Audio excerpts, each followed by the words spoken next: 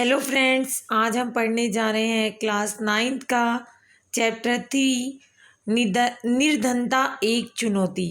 ये इकोनॉमिक्स अर्थशास्त्र का लेसन 3 है, निर्धनता एक चुनौती। अगर हम सबसे पहले कहें निर्धनता, तो निर्धनता का पहले हमें अर्थ जानना है। तो उससे पहले अगर आपने मेरे चैनल को लाइक सब्सक्राइब नहीं किया है तो आप पहले मेरे चैनल को लाइक और सब्सक्राइब कर दीजिए। हम आगे बढ़ते हैं और बताते हैं कि क्या जो झुग्गी झोपड़ी में रहते हैं लोग, उन्हें हम निर्धन कहेंगे या हम भिखारियों को निर्धन कहेंगे, या फिर हम जो ढाबों पे जो ठेले सड़कों पे काम करते हैं ऐसे लड़कों को निर्धन कहेंगे, या फिर जिनके पास ज़मीन नहीं है उन्हें निर्धन कहेंगे। तो आप निर्धन किसे कहेंगे? तो अगर हम इसका सही अर्थ जानें तो निर्धन हम उस व्यक्ति को कहेंगे जो अपने जीवन की न्यूनतम उपयोगी आवश्यकताओं को भी पूरा नहीं कर पाता। अर्थात ऐसा व्यक्ति जिसकी आमदनी इतनी कम है कि वह अपनी सामान्य ज़रूरतों को भी पूरा नहीं कर पाता, वे निर्धन कहलाता है।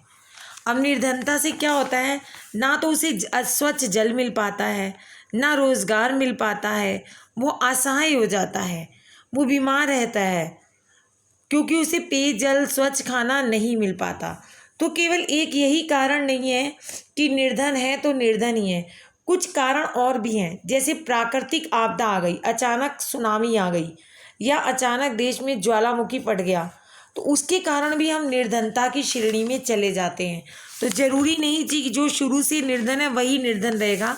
कुछ प्राकृतिक आपदाएं भी हैं जो देश में निर्धनता की स्थिति को पैदा कर देते हैं, और हर काल और समय के अनुसार निर्धनता की सीमा रेखा भी भिन्न होती है। अब हम किसे निर्धन कहेंगे? हर राज्य में, हर देश में निर्धनता की एक अलग अलग रेखा होती है। अमेरिका में जिस व्यक्ति के पास कार नहीं है वो निर्धन है, लेकिन वहीं भारत में जो कार रखता है वो विलासित है, यानी वो धनी व्यक्ति है। तो ऐसा हम जरूरी नहीं कह सकते कि हर राज्य और देश में निर्धनता की एक ही बात होती है, एक ही सीमा निर्धारित की गई है। अब देखा जाए तो गांव के जो लोग हैं उनको एक दिन में 2400 कैलोरी प्रति व्यक्ति एक दिन में चाहिए, और वहीं शहरी लोगों को 2100 चाहिए कैलोरी प्रति व्यक्ति। और जबकि आमदनी देखी जाए तो गांव के व्यक्ति को 2011 और 12 के अनुसार 816 रुपये प्रति माह अगर मिलते हैं तो वो निर्धन है, और शहर में 1000 मिलते हैं।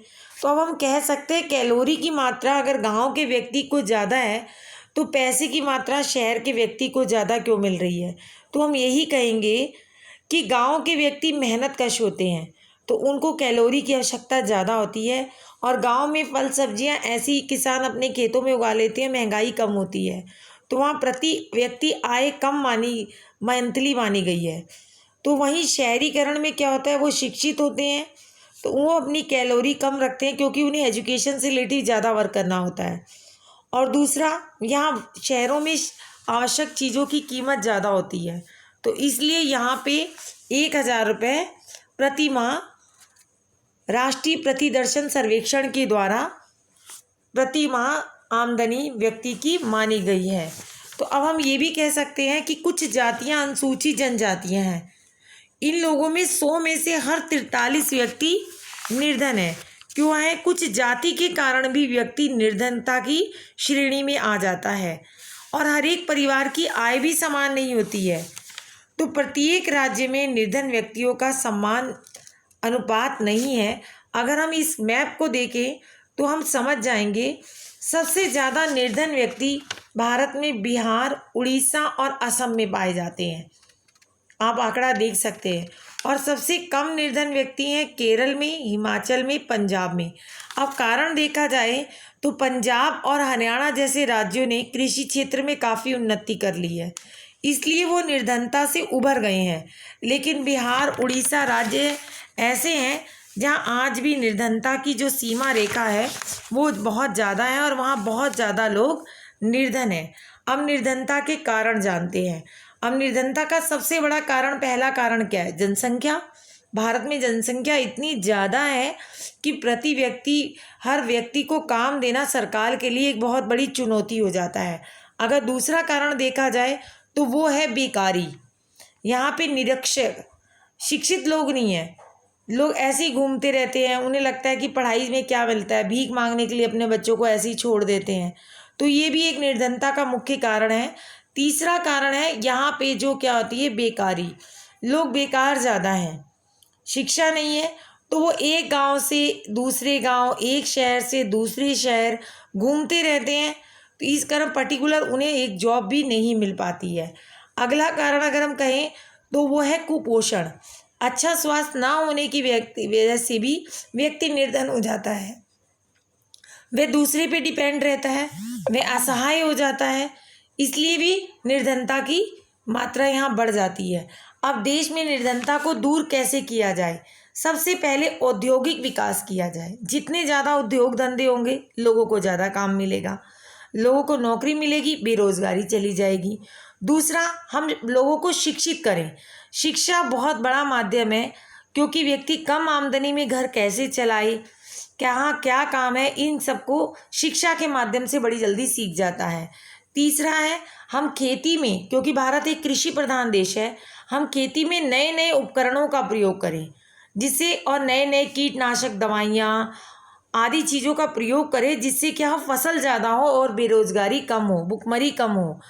तो जनसंख्या को भी रोके। सबसे बड़ी बात तो है जनसंख्या। और अगर हम जनसंख्या को भी रोकने में सक्सेसफुल हुए, कम जनसंख्या होगी, तो भी हम निर्धनता की इस सीमा रेखा से पार निकल पाएंगे। अब सरकार ने भी इन निर्धनता को दूर करने के अनेक उपाय किए हैं। तो अगर देखा जाए तो सबसे पहले सरकार ने चलाया महात्मा गांधी राष्ट्रीय ग्रामीण रोजगार अधिनियम।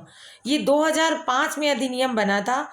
इसका उद्देश्य था कि हर ग्रामीण क्षेत्रों में आजीविका सुरक्षित करें, हर घर के लिए मजदूरी रोजगार, कम से कम 100 दिन व्यक्ति को काम मिले। ये इस योजना का मुख्य उद्देश्य था। फिर केंद्र सरकार ने एक योजना चलाई, राष्ट्रीय रोजगार गारंटी कोष। इस गारंटी कोष में क्या होता था कि व्यक्ति को नौकरी के लिए आवेदन पत्र देना है, और 15 दिन में अगर सरकार उन्हें रोजगार नहीं उपलब्ध करा पाएगी तो वे उन्हें बेरोजगारी भत्ता देगी या काम के बदले अनाज भी दे सकती है। तीसरी योजना बनी थी प्रधानमंत्री रोजगार योजना। ये 1993 में बनी थी। इसमें क्या था, जो गांव और शहरों में शिक्षित बेरोजगार युवक हैं, उनको छोटे छोटे व्यवसाय स्थापित करके उनकी बेरोजगारी दूर करने के उपाय सोचे गए थे।